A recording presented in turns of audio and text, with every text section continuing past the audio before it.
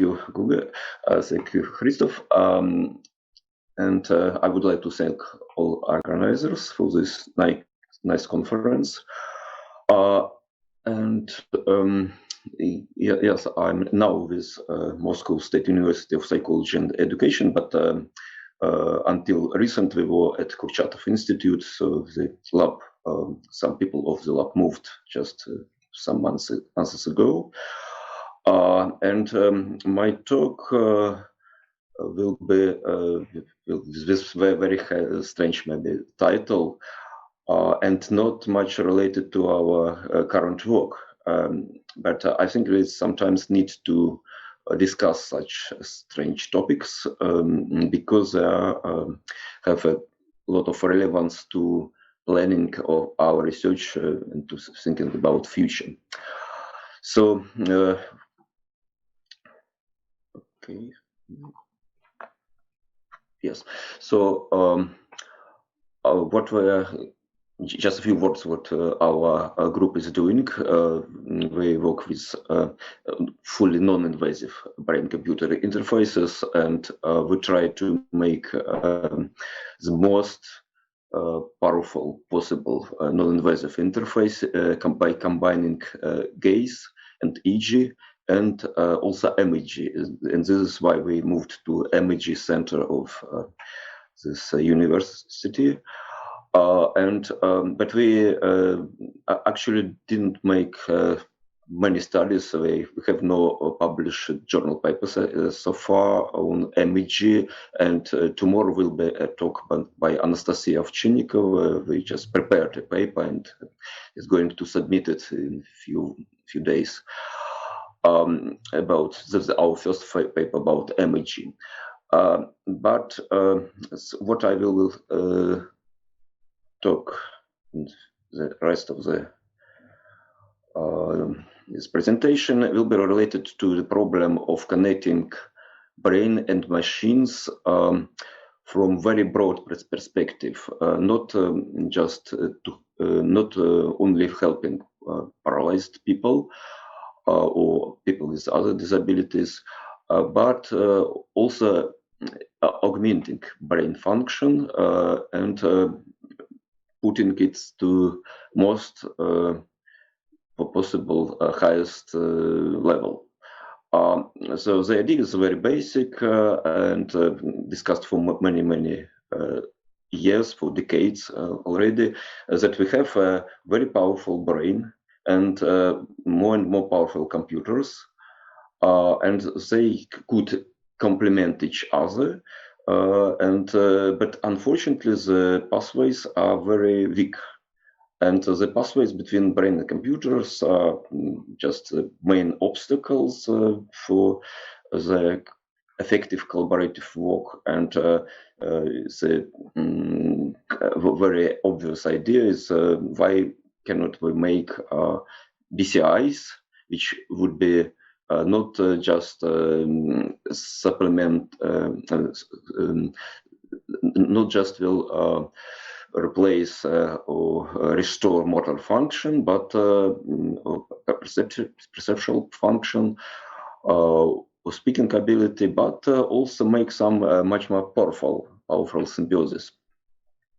So, and it may sound just some fantastics, but it's already quite more and more widely discussed in popular media. Even here you see title in Forbes about merging of human and machine. And Elon Musk, probably it's his main motivation of his work is also making such symbiosis, and he directly mentioned that he's interested in such a thing.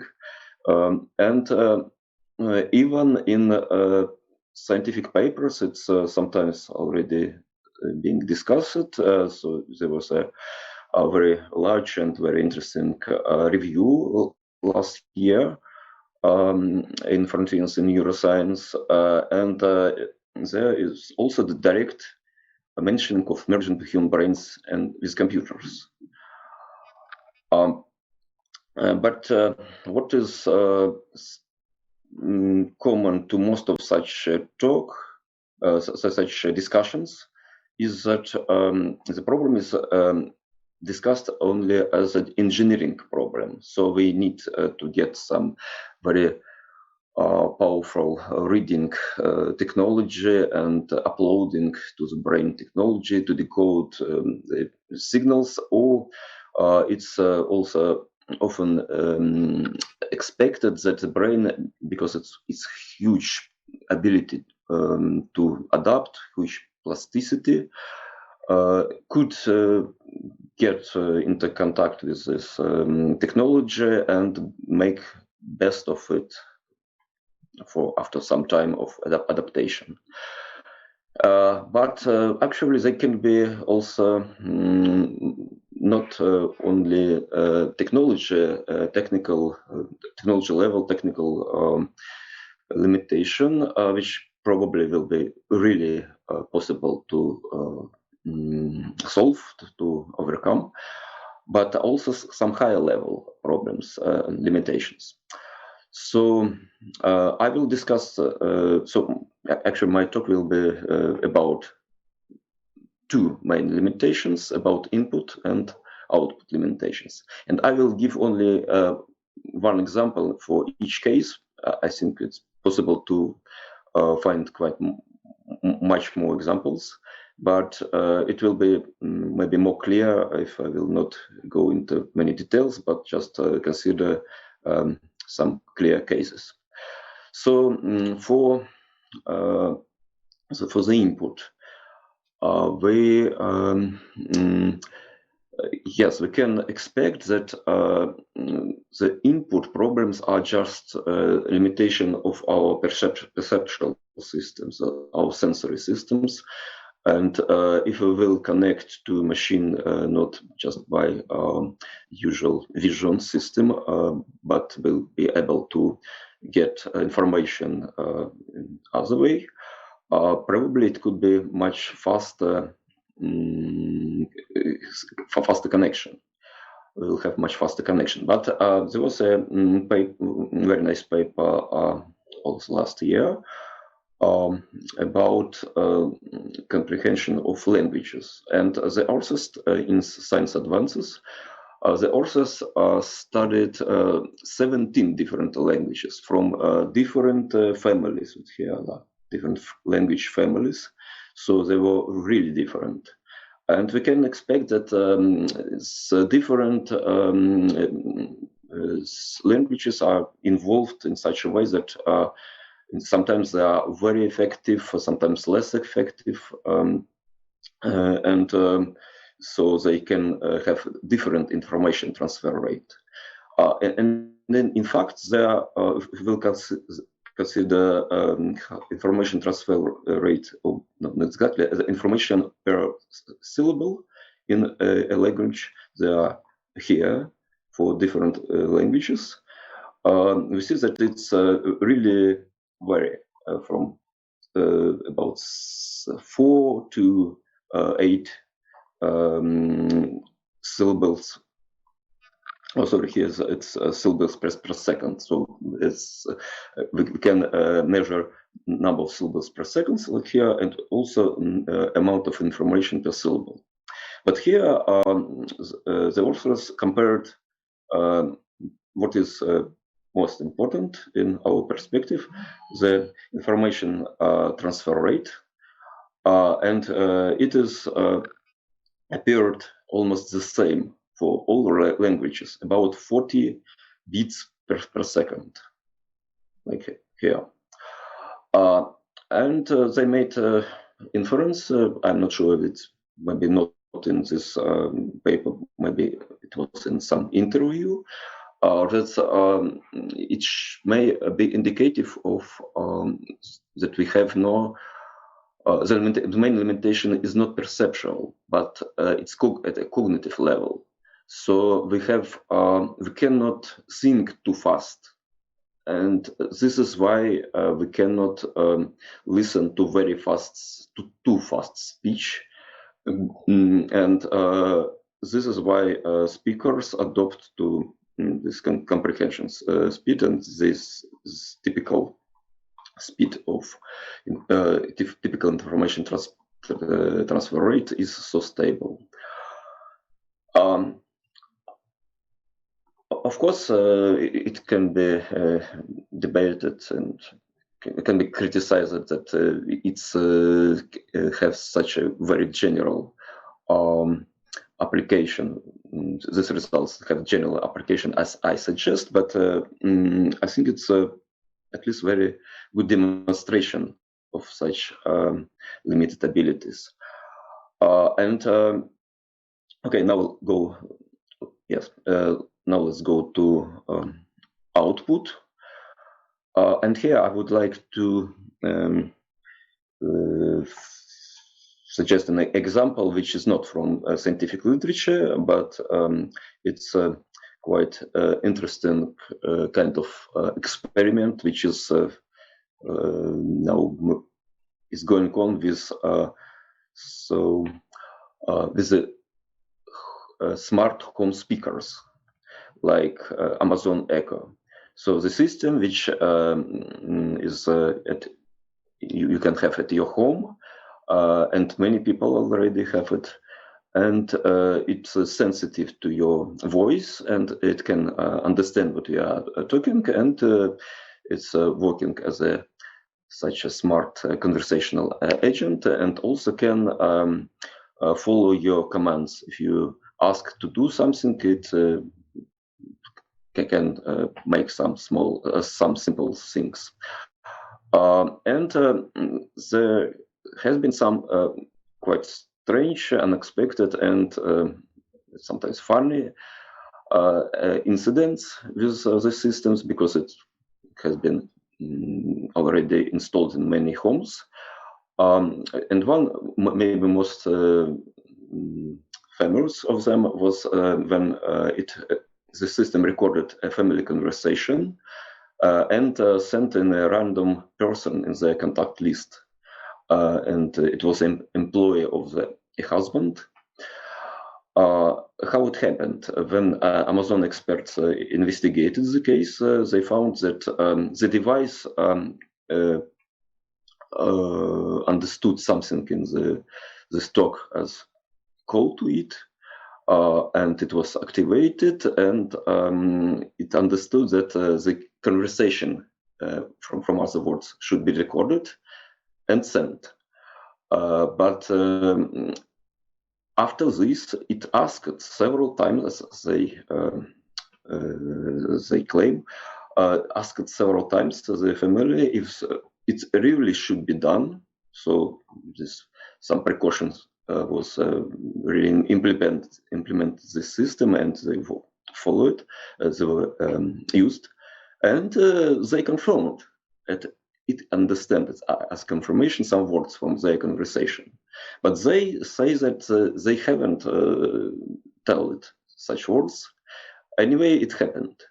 So here we see that there are some errors can be quite possible in such a human-computer interaction, and probably inevitable, at least at a for very long time. And sometimes the errors can lead to dangerous consequences. Here it was not so dangerous, but we can imagine something more worse. And I think that this is a very clear case which shows how important to have conscious control over what is going on in the system. And according to this limitation with the input, we also will need to have sufficient time to understand what is going on. So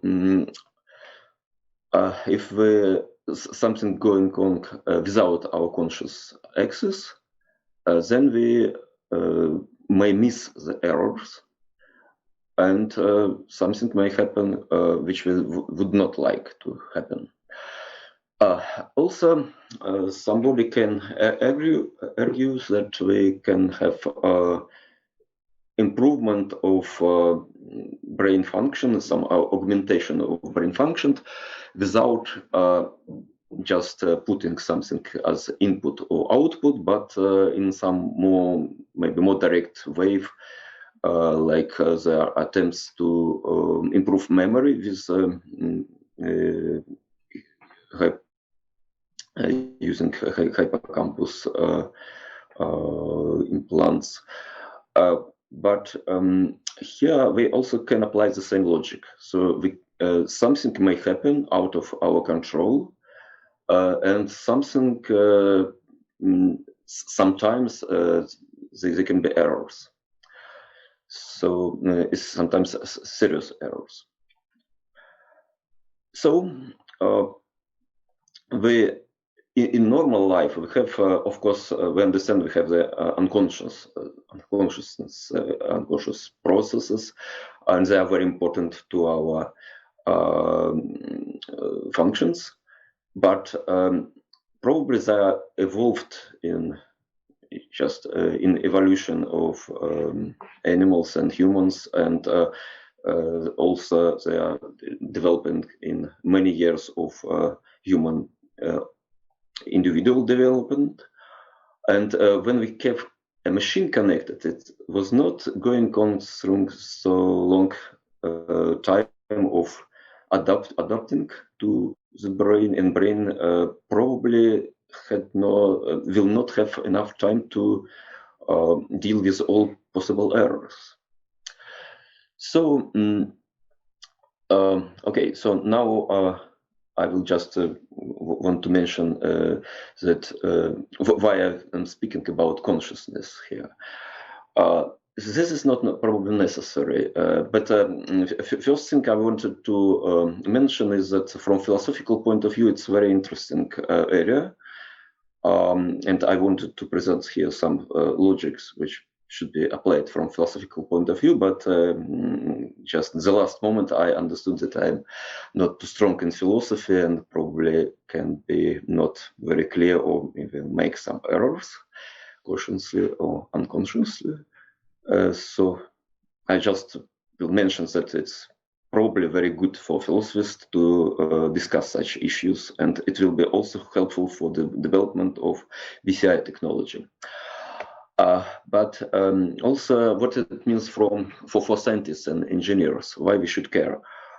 I think that it's still impossible to consider that it's a conscious process, not just something in the system, some technical sense.